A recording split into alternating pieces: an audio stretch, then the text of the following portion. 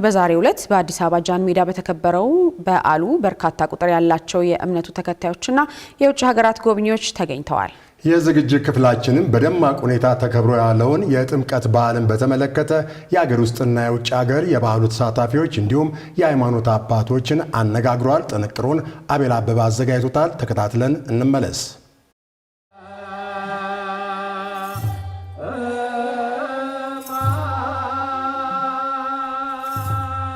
የዛሬውን በዓል እየመራው ያለው የቀጨኔ ደብረ ሰላም መድኃኔዓለምና ደብረ ተጉሃን ቅዱስ ገብርኤል አብያተ ክርስቲያናት ነው። ያው እንደሚታየው ሁሉ በጣም አምሯል፣ በጣም ደምቋል። ያው ለዚህ ማማር ለዚህ መድመቅ ደግሞ እኛ አስቀድመን ከ2017 ዓመተ ምህረት ጀምረን የተለያዩ ኮሚቴዎችን በማቋቋም ብዙ ደክመንበታል። ብዙ ምእመናን ድርሻቸውን ተወጥተዋል፣ አስተዋጽኦ አድርገዋል። በጉልበት በገንዘብ በእውቀት ያገዙም በጣም ብዙ ምእመናን ናቸው። ከውጭው ዓለም እስከ ሀገር ውስጥ ያሉ ምእመናን በዓሉን ተሳትፈውበታል። ብዙ በመድከማችንም እጅግ ደስ የሚል በዓል በዚህ መልኩ እያከበር ነው ያለነው። ጌታችን አምላካችን መድኃኒታችን ኢየሱስ ክርስቶስ ከሰማየ ሰማያት መውረዱን ከድንግል ማርያም መወለዱን በዚህ ዓለም 33 ዓመት መመላለሱን እንደገናም 30 ዓመት ሲሞላው በፈለገ ዮርዳኖስ በእደ ዮሐንስ መጠመቁን የሚያመላክቱ ግሶች ናቸው እየተገሰሱ ያሉት። እንግዲህ በዓሉም ይኸው ስለሆነ ማለት ነው። በዓሉ የትህትና በዓል ነው። ሰማያዊው አምላክ ከሥላሴ አንዱ የሆነው እግዚአብሔር ወልድ ሥጋን ለብሷን ሰው ሆኗን። ሰው ከሆነም በኋላ እንደገና ራሱን ዝቅ አድርጎ ወደ ባሪያው ወደ አገልጋዩ ወደ ዮሐንስ ሂዷን። አገልጋዩን ዮሐንስን አጥምቀኝ በማለት በባሪያው በአገልጋዩ በዮሐንስ እጅ ነው የተጠመቀው። ስለዚህ ይህ ትህትናን የሚገልጽ የትህትና በዓል ነው። ትንሽ ሆኜ 6 ዓመት ሆኜ ነው ከኢትዮጵያ የሄድነው ከእናቴ ጋር ወደ ኬንያ እና አማርኛም እዛ ነው የተማርኩ። የመጀመሪያ ጊዜ ነው እዚህ ስመጣ። ያውም እንደዚህ በጠዋት ተነስቼ መጥቼ እና ለብቻዬ ነው የመጣሁት። ቪአይፒ ካርድ ተሰጥቶኝ ነበር እና አንዳንዱ እንዴ አትፈሪም ግርግር ምናምን ብሎኝ ነበር። ግን በጣም ሰላም ነው ያገኘሁት። በጣም ደስ የሚለው ትናንትና ሰፈር ነበርን እና በጣም የወጣቶቹ ዝግጅት ምናምን በጣም ደስ ነበረ። ዛሬ ደግሞ እዚህ ተገኝተናል በጃን ሜዳ። በጣም ደስ ይላል። ከጠበኩት በላይ ነው እና ውስጥ ደግሞ ገብተን እንደዚህ በማየታችን ደስ ብሎናል። እንግዲህ በዓሉ በጣም ደስ ይላል። የመጣነው በዓሉን ለማክበር ነው ካለንበት ቦታ። እንግዲህ ከፍተሻው ጀምሮ ሰላማዊ የሆነ አፈታተሽ ነበረ። ከገባንም በኋላ እንግዲህ በዓሉን በሰላም እያከበርን አንድነት ለእግዚአብሔር ብሎ ሲመጣ ይተጋገዛል። እኔ እሱን ነው ያየሁት። በእግሬን ወክ አደረኩኝ የተወሰነ ጊዜ። ሁሉ ሰው ይተባበራል።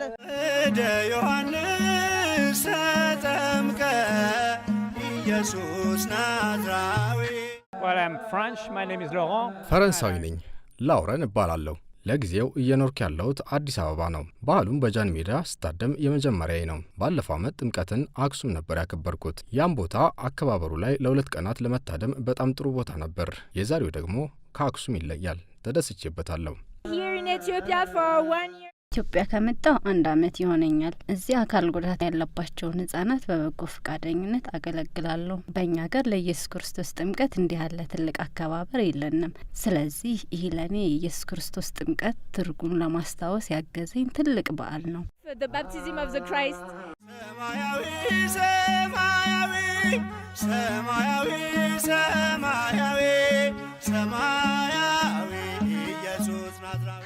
አይ ቲንክ ይሄ መዝሙሩ ራሱ እንደ ሜዲቴሽን ነው። ሪላክስ ያደርጋል። ክርስቲያን ብንሆን ባንሆን እንዳልኩኝ እኔ እስላም ነኝ። ድሬዳዋ ነው የተወለድኩት። ስለ አንድነት ስለ ተሰብስቦ to something bigger መገናኘት I think እሱ ነው ተስፋ የሚሰጠው ለዓለም። Also to see all these people rejoicing. በተጨማሪም የዚህ ሁሉ ሰው አለባበስ፣ ሁሉም የሚታዩ ቀለሞች እንዲሁም የሚያምረው አምልኮ ጥልቅ ስሜትና ጥልቅ ትርጉም የሚሰጥ ነው። ይህ የመጠመቂን ጥቅም እንዳስታውስ አድርጎኛል። ሁሉም መጥተው እንዲያዩት እመክራለሁ። ኑና እዚህ እየሆነ ያለውን ተመልከቱ። ቤተሰቦች አንድ ላይ ተሰባስበው ሲጸልዩ ማየት መልካም ነገር ነው። እንዳለመታደል አማርኛ መናገር አልችልምና የሚናገሩትን ሁሉንም ቃላት መረዳት አልቻልኩም። ነገር ግን ይህ አማርኛን በደንብ እንድማር ስለ ኦርቶዶክስ ተዋሕዶ እምነትም በደንብ እንዳውቅ ነው ያነሳሳኝ። ከዚህ የበለጠ ሰው ወደ ኢትዮጵያ መምጣት አለበት። አስደናቂ ሀገር ነው። ውብ ተፈጥሮ አለው። ልክ እንደ ዛሬው ያሉ በርካታ በዓላትም አሉ። ስለዚህ ለመጎብኘት የሚመረጥ ሀገር ነው።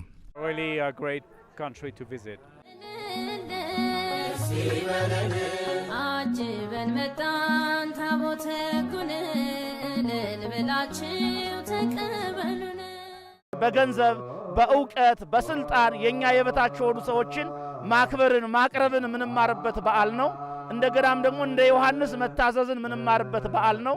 ይሄ በዓል የሚገርመው ነገር ሰውና እግዚአብሔር የተገናኙበት በዓል ነው። እኛም ከኃጢአታችን መንጻትን ንስሐ መግባትን ወደ አምላካችን ወደ እግዚአብሔር መቅረብን ምንማርበት በዓል ነው። ዘረኝነቱን ጎሰኝነቱን መገፋፋቱን ትተን ሁላችንም በቋንቋ በወንዝ በአካባቢ ሳንገደብ አይምሮአችንን ሰፋ አድርገን በአንድነት ቤተ ክርስቲያናችን ማደግ እንድትችል ሁላችንም አንድ እጅ ለእጅ መያያዝን አንድ መሆንን የምንማርበት ታላቅ በዓል ነው።